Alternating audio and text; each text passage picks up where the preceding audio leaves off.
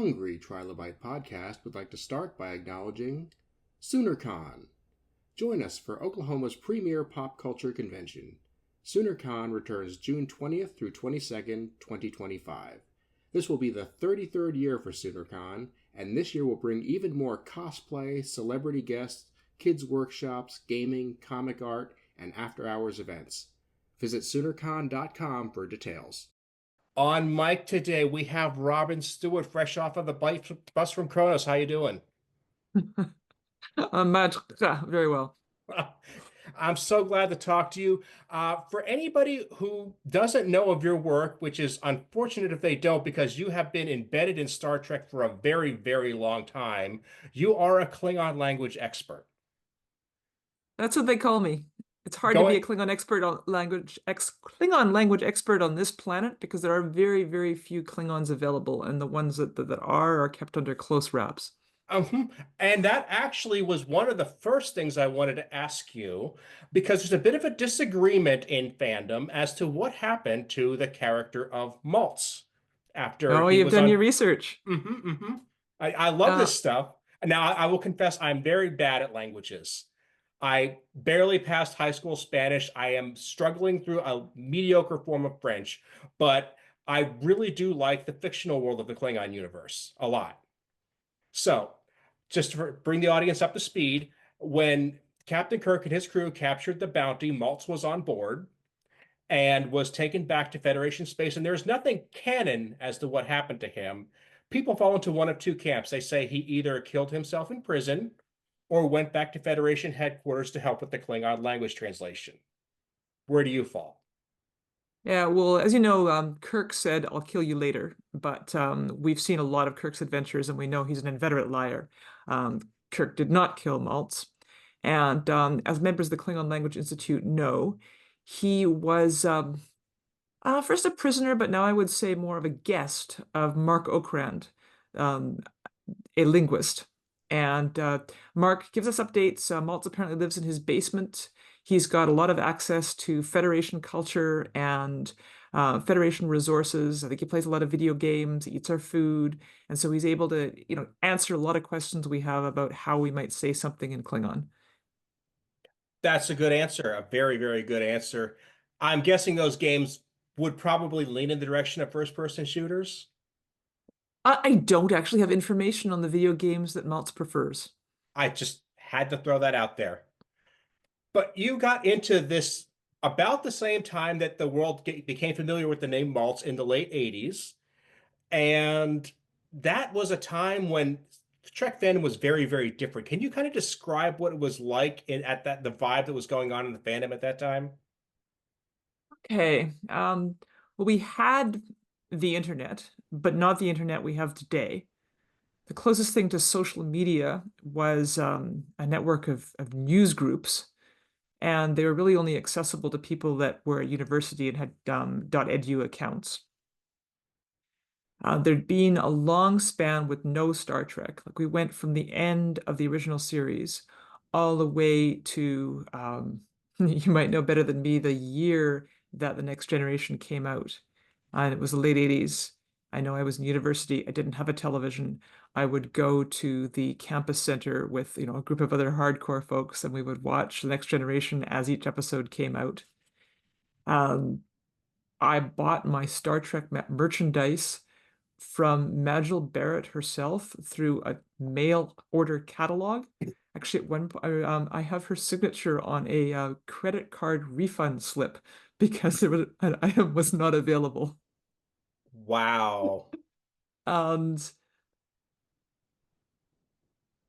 a girl in my dorm was also very interested in languages. I was taking Russian and she was taking French. And when we encountered like odd words in our languages, we'd trade them back and forth.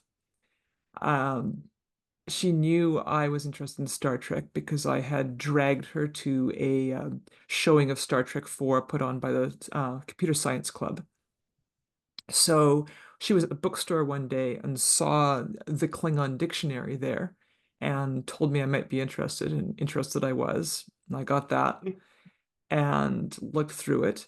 And I could tell it was a joke, but I could also tell it was a joke that the perpetrator had taken pretty seriously, and that quirky as it was possible to learn this language.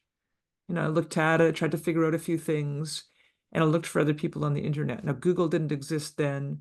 Um, there were no really good search engines, and so you would just post to the news group, which again didn't have a really good search engine, and just hope that somebody saw it. And I said, hey, I'm learning Klingon from this book. Does anybody else know it? And I got a couple of nibbles, but they're from people that clearly didn't know it. You've studied a bit of a language, so Spanish might work a little bit. If you looked up word for word the words in a sentence like, you know, I want to eat chocolate in Spanish, what would you get? Yo quiero comer chocolate.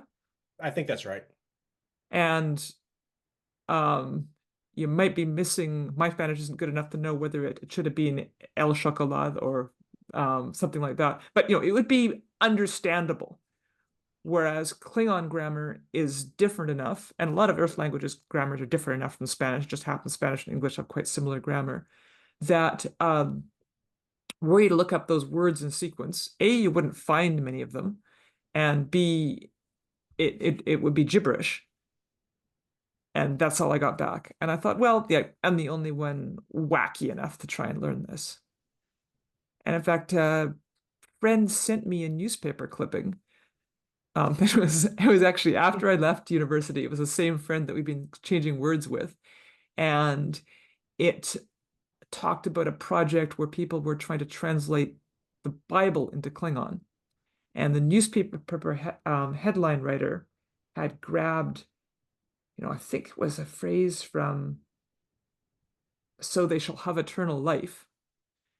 And the newspaper headline writer had assumed that the phrase was in the same word order as English, so had grabbed the "so they shall have" part, and the headline said in English, "so they shall have," and then in Klingon, "they shall have." And, made no sense. And I was like, oh, well, even these people don't know what they're doing. Now, here's the thing about the internet that people almost won't believe. There used to be a page called the World Birthday Web, I think they called it. And you voluntarily entered, so ridiculous, your name and your birth date and your email address on that page. And you know what happened? I'm going to guess a lot of people say, wish you a happy birthday on your birthday. And that's all that happened. Uh-huh. Spam hadn't been invented yet. It was amazing. And there were people that I had like no clue about. And generally, you on your own birthday, you'd wish other people the same birthday, or someone that just happened upon it would go, huh, and they'd send birthday. So yeah, you got birthday web, birthday greetings. And you might even say the Klingon Language Institute was one of the first spammers because they sent me birthday greetings and they were in correct Klingon. And I was like, whoa, somebody's actually doing this. And I, pulled up my Klingon dictionary and I strung together a reply that had some questions in it.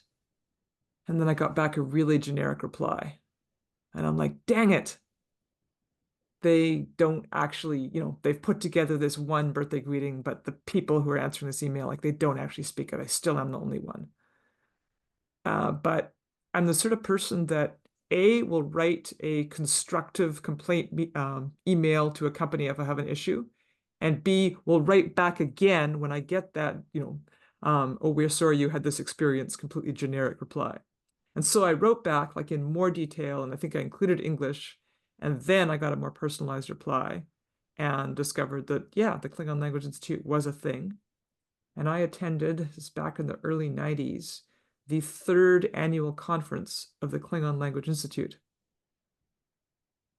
And I didn't even know which one we're coming up to this year.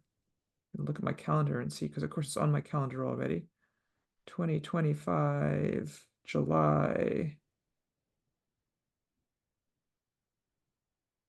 Oh, I didn't write down the year. I just wrote PEP-A, which means the big conference. I think it's like the 34th. Math works about right. Yeah, it's happened every year. We had a few online ones during the pandemic, but now we're back in person. And it's a great group of folks. I would, you know, at one point I said, and I was saying this in Klingon, if, when I'm too old to speak anymore, I'm just gonna come and drool in the corner to be with these folks. And a friend of mine made me an apron that says in Klingon, it's a pun, so I'm gonna have to say it twice. One way you can read it is I'm a drooler, but not a traitor, because bullwit, one who drools, is also slang for traitor in Klingon. So it kind of says I'm a traitor, but not a traitor. Sure, sure. And yeah, he made it like it was a bib, but you unfold it and it's just a cooking apron. That's cute. That's real cute. Yeah, and I'm just thinking now what you're talking about with news groups and stuff. People talk about how the internet is so much bigger now, and it is. But what you were doing is one of those weird things of how the internet was kind of better then, because what you were doing is the way that instead of you searching for information, you could set things up so the information came to you. And we've kind of gotten away from that. And that's just we found ways to just say, hey, this is what I'm interested in. What does everybody else know? That was like you said, social media before there was social media. Just I mean, there are a few sites like that where you can ask a question. Maybe Reddit. In That's a fact, good Reddit example. is one of the closest things to the old news groups hierarchy. Mhm. Rec.arts.star Trek was a place I hung out, and God, I think I could read the whole contents of it. You and I probably talked to each other many years ago and didn't even know about it. Oh, it's totally possible. Oh, totally. I mean, there's still fragments of those archives out there, but yeah. Uh, but I'm just thinking here that you have actually, when you say you're a conversational Klingon speaker, what does that mean in a world where, like you said, not many Klingons exist, and the language has enough holes in it that there's not necessarily a word for everything? How does one get around the gaps? The holes are being filled, but let's go to 1992. The first Klingon dictionary was published in 95, and then there was second edition was in 92. And the 92 edition had just come out when I started going to Kappa, although I didn't own it yet. Um, so we didn't then have a word for table. Like there were some really basic vocabulary items missing. We didn't have a word for wall. So for wall, you might say juch shom, the hull of the house, because we had hull like the hull of a ship, and we had juch, which is just home. So, it's vague. It could also mean like the wall of a tent or the hull of a ship that you lived in as your home. Table was a little harder. Um, context was very important. So you might even say Deutschbeck, the flat thing, which of course could be any flat thing, Hmm. but uh, to describe it in more detail. And that's a thing that if you translate something from English to Spanish, and let's say it's a manual on how to disassemble your carburetor. I don't actually know how to disassemble a carburetor, but with a Spanish dictionary, I could, look up the words and translate to the English words, and I could probably, do it from the Spanish dictionary. But to translate from English into Klingon, I'd have to, because there's not a word for carburetor, although there might be. A large Klingon conference just happened in Germany, and they got a new dump of words that I haven't looked at yet. But I'd have to describe the carburetor. I'd have to say, the vessel in which air and fuel mix before exploding to power the car or something, and have to do enough detail that it was clear that that was not the cylinder, and then we're talking about, then um so yeah, you have to know what you're talking about. And once you describe something in enough detail that your listeners understood, you could then just abbreviate it down. So once I had established I was talking about a table, I could just then say berkwe, which is even a shorter way to say a flat thing, one that is flat. Sometimes people try to compile like a list of words that this means this. It's like, no, it doesn't. It only means that in that context, if it's something that's being developed that way. But now getting to 2024, Mark Okrand, who wrote the Klingon dictionary, is now retired and has more time to spend developing his language. And we, on the Klingon Language Institute website, maintain a list of wish words, a wish list. And people comment on them and vote them up and down, like, yes, this is a word we really need. No, this isn't. Oh, you've forgotten this word can be covered by this concept. Oh, when I need to say this, I say that.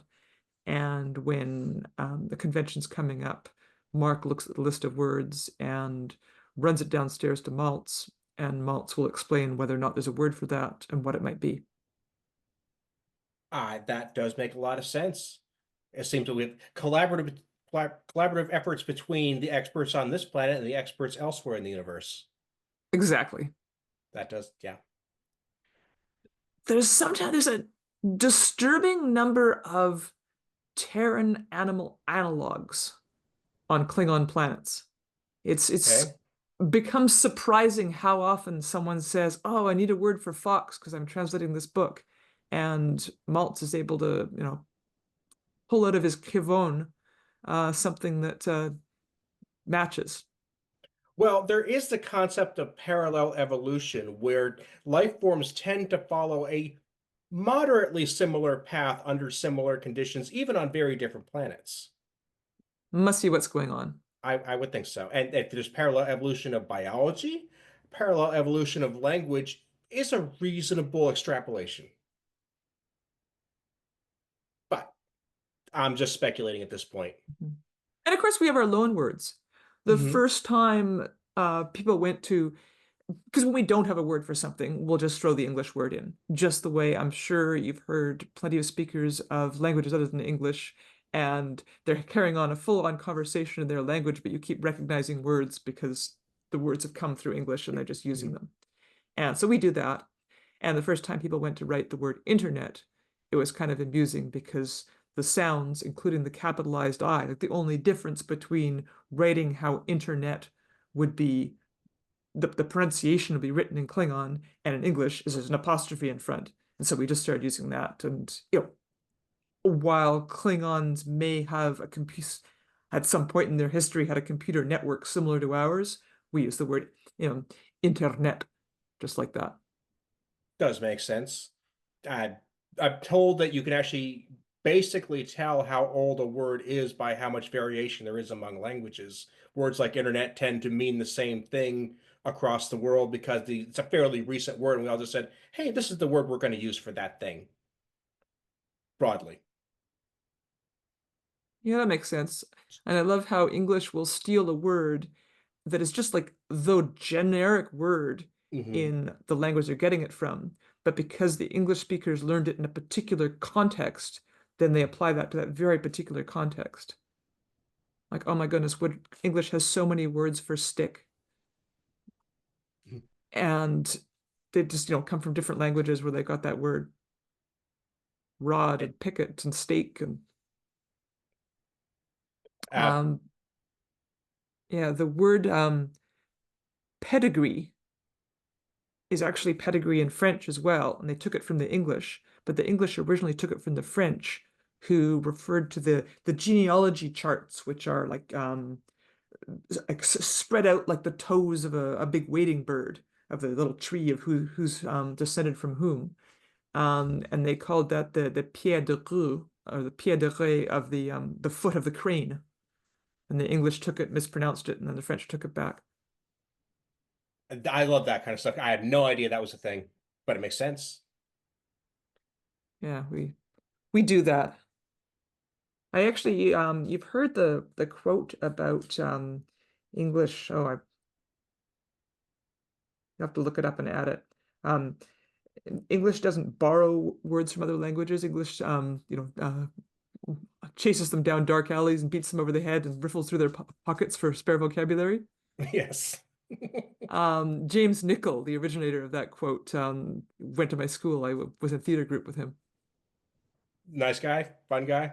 Not Oh, necessarily the yeah. same thing, but Hmm. And he the quote keeps getting attributed to other writers, and he's never sure whether to how to feel about that. Well, speaking of writers, you are the author of a full-fledged Klingon novel. Nook boop boom. Indeed. And for obvious reasons, I haven't read it, so I beg your pardon on that. But I am curious to see how much feedback you've gotten, and was it as much fun to write as I'm hoping? Okay. When I leave when I leave one of our annual conferences, I'm like excited and fired up, and I'm really, really going to keep my Klingon up really well this year, and I'm going to like, bring it up to the next level.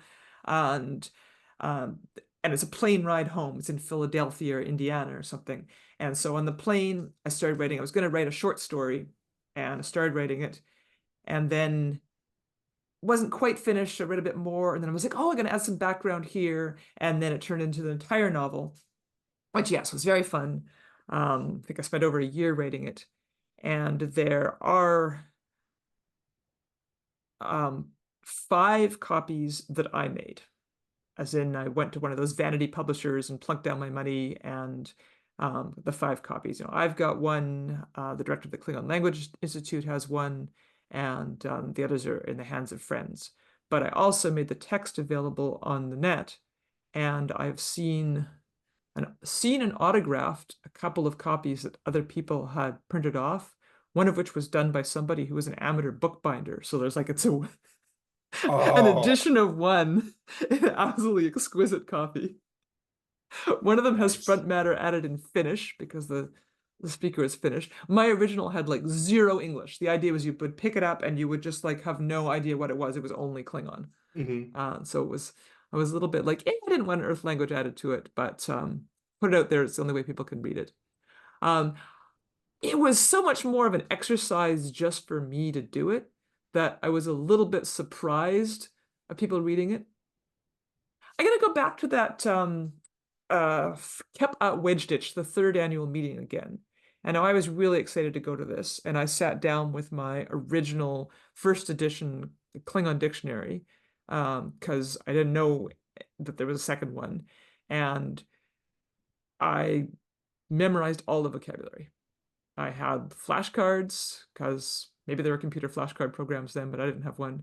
And they were like, just cut up cards. And I still sometimes can remember the ones that had stains on them or the ones that were cut crooked when I think of the word. That's how hard I worked with those flashcards.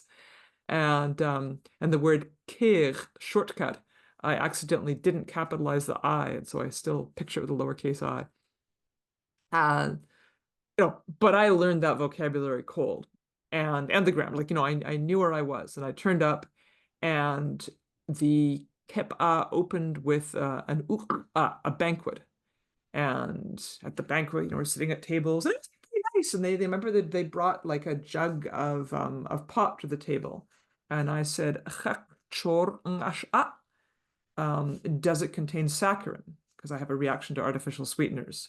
And I knew it was much more likely to be aspartame than saccharin, but that's a way that you speak Klingon, like that word would be understood as the and of course the waiter wouldn't understand, but I was like, asking oh yeah, I declared that I was I had come all that way from Vancouver to Philadelphia, and damn it, I was not speaking English. Love it. Yeah, and so people had to translate for me, but they were looking at me, they're going, chor, and they're like offering substitutes, and I'm like, no, chor. And somebody picked up their dictionary. There were no, computer translators or anything in that. And they flipped through it, and I can remember them saying, "It's a word," and people's, heads going down. We have a word for that? And so for a little while, my Klingon name is Hove. Doesn't really mean anything.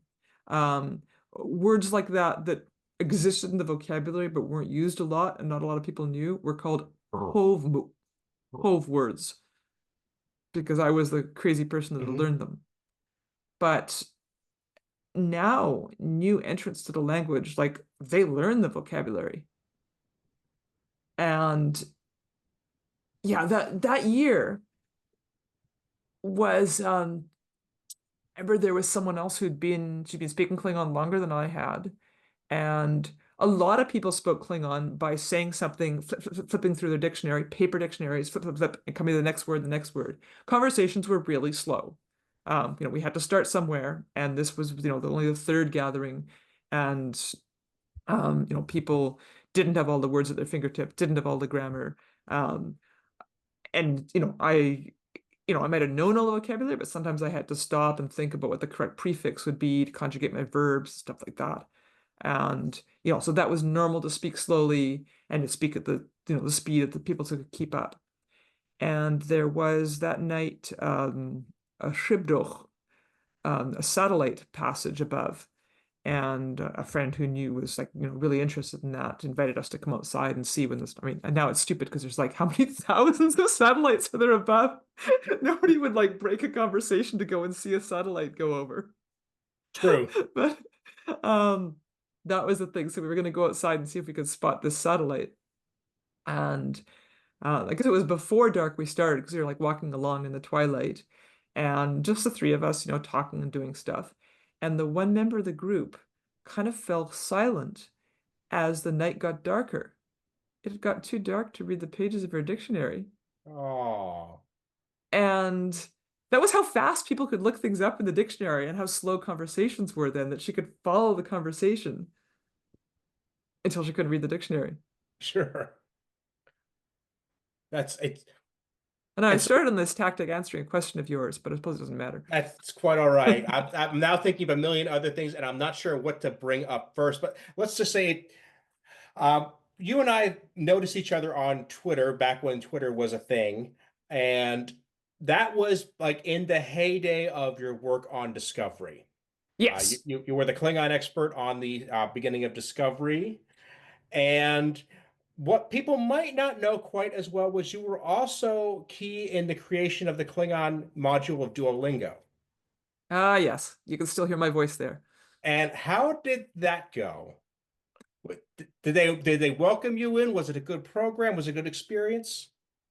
Okay, I'm gonna pause a little bit thinking about NDA stuff, and then I'm gonna Fair. go back a little bit before Duolingo. And the KLI has a thing that we call the certification program. And there's 3 levels. We're probably ready to add more levels because the, facility of good speakers has progressed beyond the gold claw level. But to begin with, there's level 1, level 2, and level 3. And I had been grandfathered into it, never took the levels because they were invented after I joined the KLI.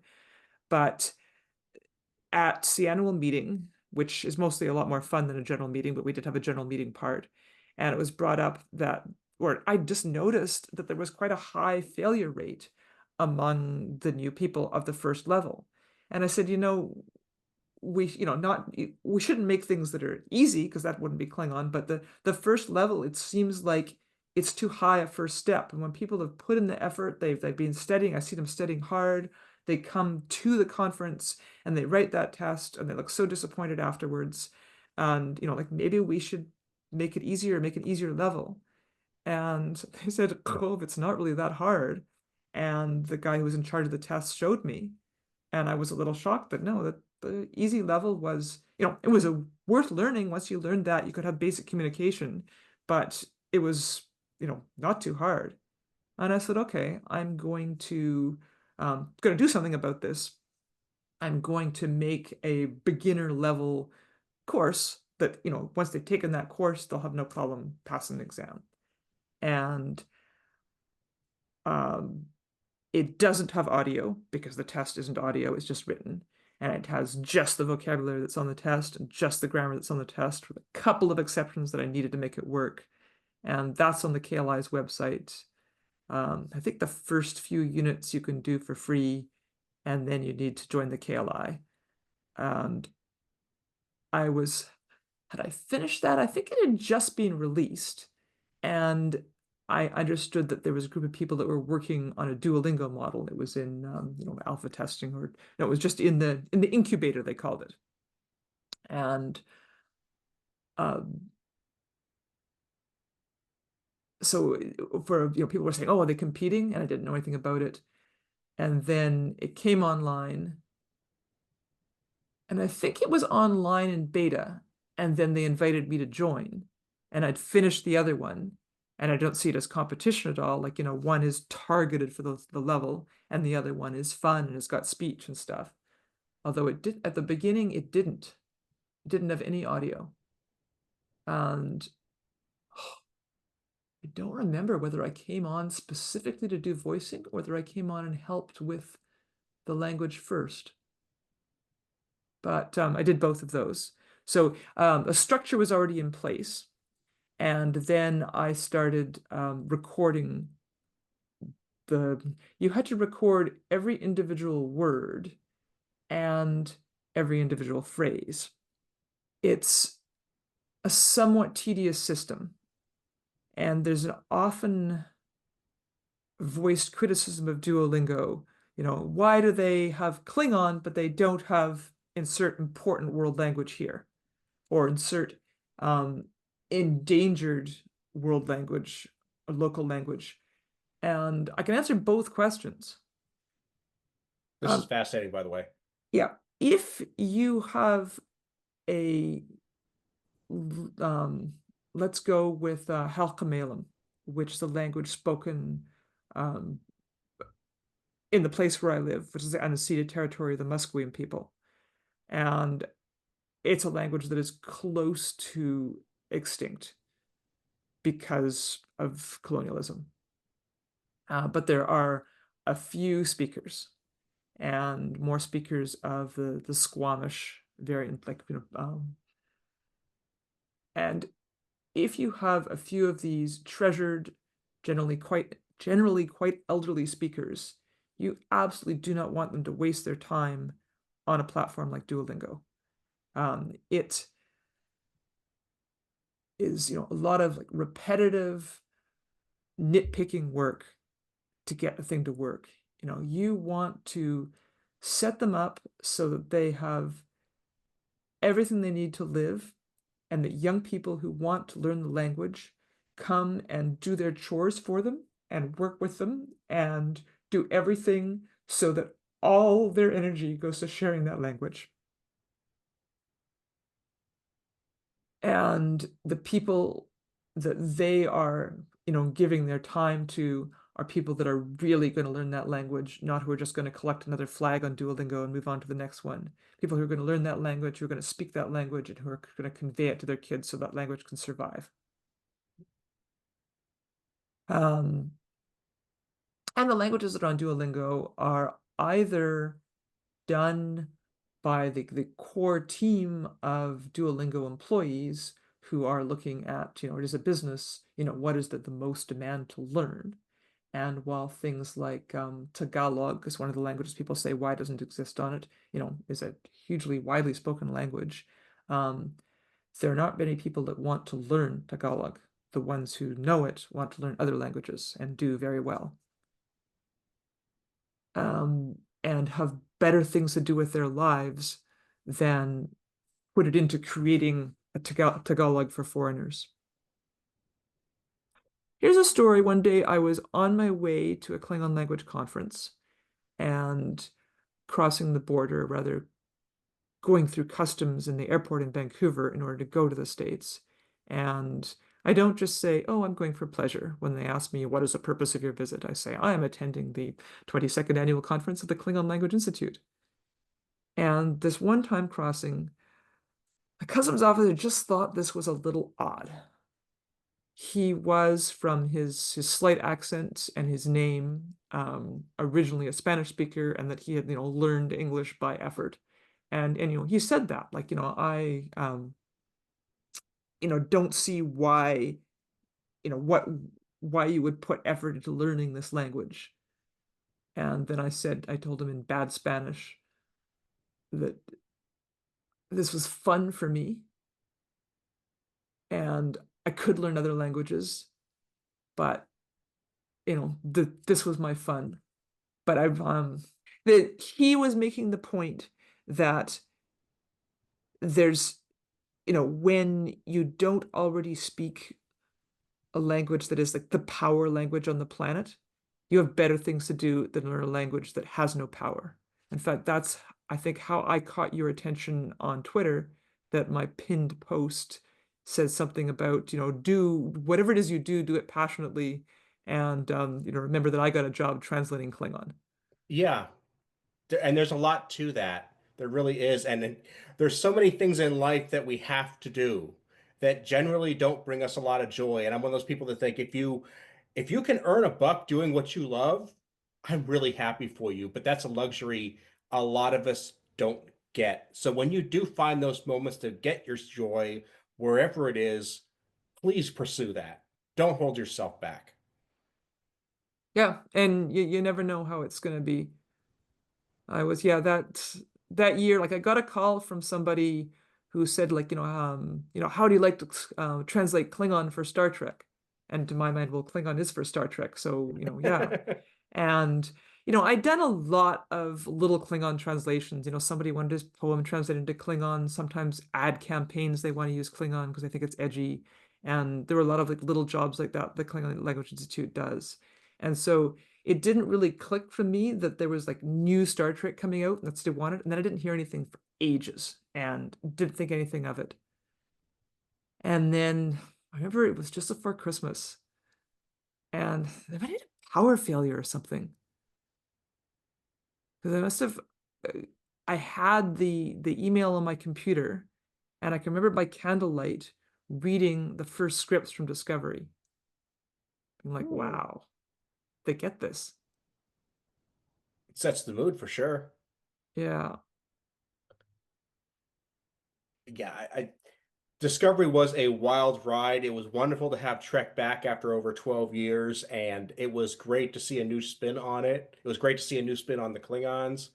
And I have to wonder, at completely understanding if this is just something you don't want to get into, but when you just go into that script for the first time, you go to like the first 20 pages, you haven't seen anything since the finale of Enterprise, except for the JJ movies, which are a tangent of its own. How did that feel as a fan? There's a bit of gatekeeping, like, are they going to get this right? Uh-huh. And I'm reading through, and there's a lot of things that have changed about the opening scenes. And I'm not sure I'm really supposed to discuss like how the process goes. I'd love to, but I get permission to do it later. I'm not in the But business of getting anybody in trouble, so please don't get in trouble on yeah, my account. no. But the confrontation is not that diff there's the I can't remember the names of the Federation starship is confronting the Klingons and they the Federation people have got a pretty speech and I remember that speech ended at the bottom of a page and as I'm clicking to go to the next page I was like oh no like because the only possible response from that Klingon is to like I'm already like saying fire like there's no way and because this is the beginning of the story well that's not going to happen. I don't know how delighted I was when that was what happened. That's when I got it. Yes, they get this. I love it. I love it. Well, earlier in But I could tell you the moment was not in the script. It's when they send you, I think they call them the rushes. And that, of course, is like, completely there was a secure system that I had to log into in order to see it. So they're sending me like the Klingon parts of the first episode, or it might have been the whole first episode. But, so I'm waiting. So this is the first Star Trek we've seen. And how many years was it? You just told me. 12 and change, yeah. Yeah, it was a long gap since Next Generation ended, and or the not Next Generation, Enterprise. the yeah, and so we hadn't seen Star Trek in ages, and the very first thing that comes up on the screen, like it's a black screen, and that comes up in Klingon, Picard, the Klingon rating system at the bottom of the screen, they are coming, and that was like that was my contribution. I had worked with the fellow that wrote the design the font for Discovery to Hmm. make like so that he was making it more legible for Klingonists and I wrote those words and they're like and I literally screamed out loud. I love it. I love it so much, and I'm so happy you had that moment. Uh, So earlier on, we were talking about when we were talking about applying yourself to learning a language, applying yourself to the process of you writing that story. You are not a stranger to NaNoWriMo. And I'm just I can see that in your personality, you just like to work on something for the sake of seeing where it goes and playing with ideas. And before we wrap up, I just want to know if that is something that is has really proven to be rewarding for you, and if there's any maybe stories you have in the back burner that might see the light of day outside of NaNoWriMo.